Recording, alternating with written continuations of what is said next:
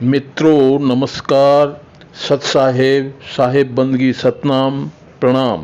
मित्रों, हमने भवसागर पार कराने वाले गुरु को कैसे पहचाने वाले वीडियो के भाग 1 में यह चर्चा की थी कि महात्मा बुद्ध के अनुसार विशुद्ध ध्यानावस्था यानी ध्यान, जिसे महर्षि में ही परमहंस अपनी पुस्तक वेद दर्शन योग में विहंगम योग कहते हैं कि चौथी अवस्था में साधक के अंदर 6 असाधारण क्षमताएं या शक्तियां प्रकट होती हैं और इस प्रकार निरंतर आगे बढ़ता हुआ अंत में यान 10 मनम आराधेति अर्थात ज्ञान और अंतर्दृष्टि को प्राप्त करता हुआ मध्यम निकाय 376 सम्मात्राणस्त सम्मा विमुक्ति पहोति पूर्ण मुक्ति को प्राप्त होता है। मित्रों, इस चैनल को सब्सक्राइब करना एवं वीडियो को लाइक करना न भूलें। मित्रों, अब हम इस वीडियो जो भाग 2 है, चर्चा से वंचित रही भाग 1 के अंतर्गत महात्मा बुद्ध वाली शेष असाधारण क्षमताओं या शक्तियों के बारे में विचार करेंगे। मित्रों, दूसरी असाधारण क्षमता जो प्राप्त होती है उसे कहते हैं अतीन्द्रिय श्रवण, दिव्य सोत धातु या क्लियर ऑडियंस। इसके अंतर्गत दूर एवं नज़दीक के मनुष्यों एवं जानवरों की आवाज़ें सुनना। निकाय कहती है अपनी अतीन्द्रिय श्रवण शक्ति से दूर एवं पास मनुष्य एवं दिव्य आवाज़ें सुन सकता है।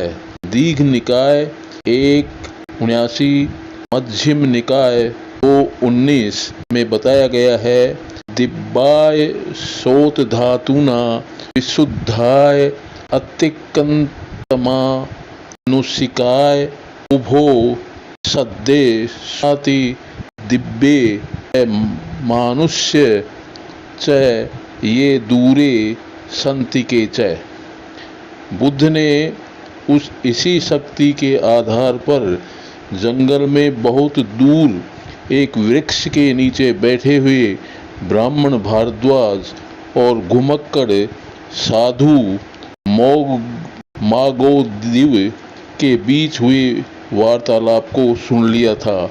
मध्यम निकाय 1/502। मित्रों, यहाँ तक कि बुद्ध के एक शिष्य महामोगलान जो राजगढ़ में रुका हुआ था और बुद्ध सावथी में बैठे हुए थे, अतीन्द्रिय श्रवण एवं अतीन्द्रिय दर्शन शक्तियों के द्वारा ही वार्तालाप किया था।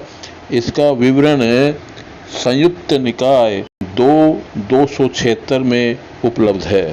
पुनश्च हम पाते हैं कि बुद्ध ओटठदद्ध को समझाते हैं कि कैसे सुनखत आदेश के अंतर्गत 3 वर्ष तक प्रशिक्षण लेकर केवल सुंदर आकृतियां ही देख पाया है और उनकी आवाज़ें नहीं सुन पाया, यह भी बाद में प्राप्त कर सकेगा।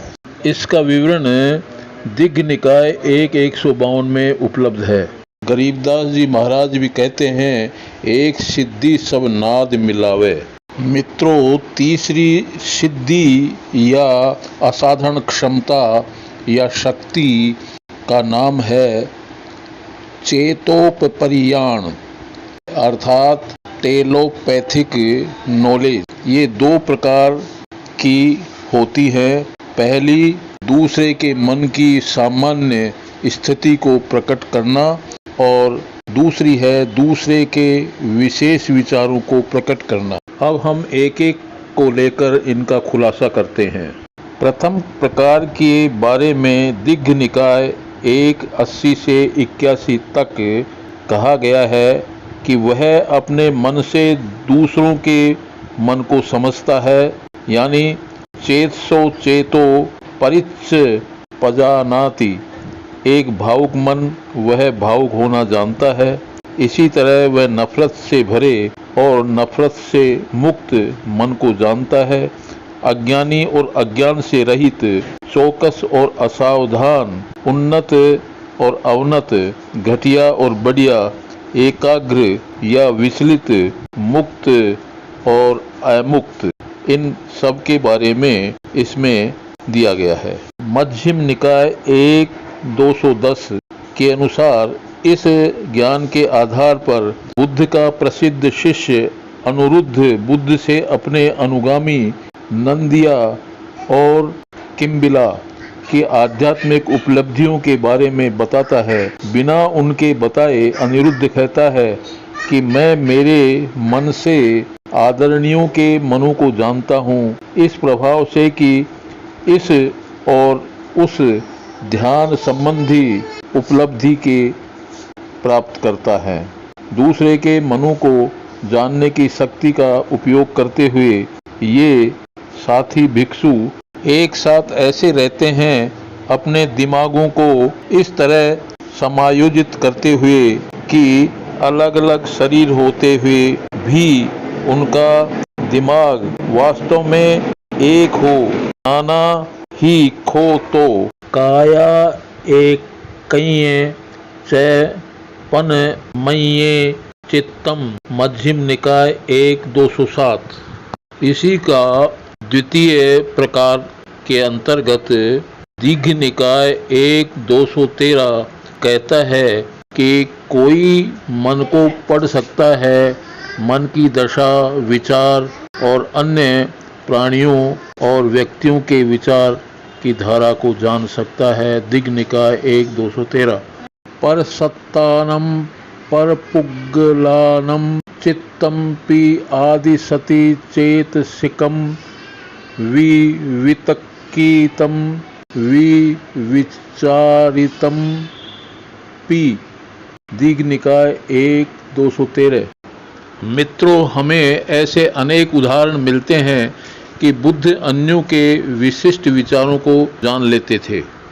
भगवा कापठिकस्य मानवस्य चेतसा चेतो परिवितकम अय्याय येन कापठिको मानवो तेन चक्षुनि उपसंहात्सि।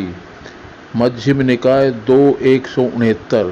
अर्थात एक ब्राह्मण विद्यार्थी कापठिक के विशिष्ट विचारों को बुद्ध जान गए, जो बुद्ध से प्रश्न पूछने को व्यग्र था कि बुद्ध उसकी तरफ देखे। बुद्ध ने उसकी ओर आंखें घुमाई और उसके मन में उठ रहे विशिष्ट विचारों को जान लिया। इसी तरह बुद्ध ब्रह्मिन सोण दणद के मन के विशिष्ट विचारों को भी जानते हैं, जो ये सोच रहा था कि बुद्ध उसके विषय वैदिक अध्ययन पर प्रश्न पूछेंगे और उसके अनुसार ही पूछा। दीघ निकाय 1-119। सके अचिरय्य के तेविज्ज के हम पुच्छेय। गरीबदास जी महाराज भी इसका समर्थन करते हुए कहते हैं कि एक सिद्धि जो सब घट छावे। मित्रों, अब हम चौथी सिद्धि को लेते हैं, वह है पुब्बे निवासानुस्तियान, अर्थात रेट्रो कोग्निटिव नॉलेज। इसके अंतर्गत किसी व्यक्ति के असंख्य पिछले जन्मों का पूरा विवरण स्मरण हो जाता है। यह कहा जाता है वह अपने कई अतीत के अनुभवों को याद करता है। 1 जन्म, 2 जन्म, 3 जन्म, 100 जन्म, 1000 जन्म, लाख जन्म, विश्व के विकास और विघटन की कई अवधियों के लिए। इस प्रकार मैं अमुक जगह पर था, मेरा अमुक निजी और पारिवारिक नाम था, इतना सरल था, ऐसे ऐसे भोजन, ऐसे ऐसे अनुभव और ऐसे ऐसे जीवन का अनुभव मैं वहाँ करता था और अमुक अमुक जगह पैदा हुआ, वहाँ मेरा यह नाम था, वहाँ पैदा हुआ। दीघ निकाय 1-81। मित्रों, 5वीं असाधारण क्षमता या शक्ति या सिद्धि है दिव्य चक्षु या चतुष्पाद यान या क्लेयरवोयंस नॉलेज व्यक्ति के कर्मों की कार्य प्रणाली की अंतर्दृष्टि के साथ साथ प्राणियों की मृत्यु और उत्तरजीविता का प्रत्यक्ष दर्शन होता है। यह कहा गया है कि इसके स्पष्ट और असाधारण अतीन्द्रिय दृष्टि के द्वारा वह प्राणियों के मरते और पुनर्जन्म को देखता है। निम्न और उच्च, सुंदर और भद्दा, अच्छा और बुरा प्रत्येक उसके कर्मानुसार जो उसको प्राप्त होता है जीवन, उसको वो जानता है। दिग्ग निकाय 182। जब राजा पायासी अन्य संसार की उपस्थिति और मृत्यु के बाद पुनर्जन्म पर संदेह करता है तो भाग हम इस आधार पर कि मात्र इस आधार पर कि सामान्य दृष्टि से वह नहीं दिखता, तो कश्यप भिक्खु कहते हैं कि हे राजन, दूसरा संसार इन चर्म चक्षुओं से नहीं दिखाई देता जैसा तुम सोचते हो।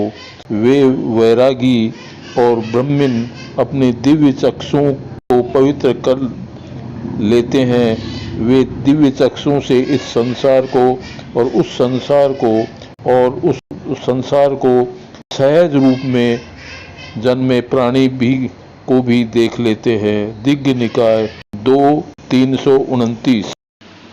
मित्रों, मध्यम निकाय 3-170 बताता है कि बोधि प्राप्ति के ठीक बाद ही बुद्ध ने दावा किया कि बनारस के नज़दीक हिरण पार्क में 5 श्रमण समूह रह रहे हैं। अंगुत्तर निकाय 1-23 बताता है कि अनिरुद्ध इन शिष्यों में प्रमुख था जिसे दिव्य चक्षु प्राप्त थे।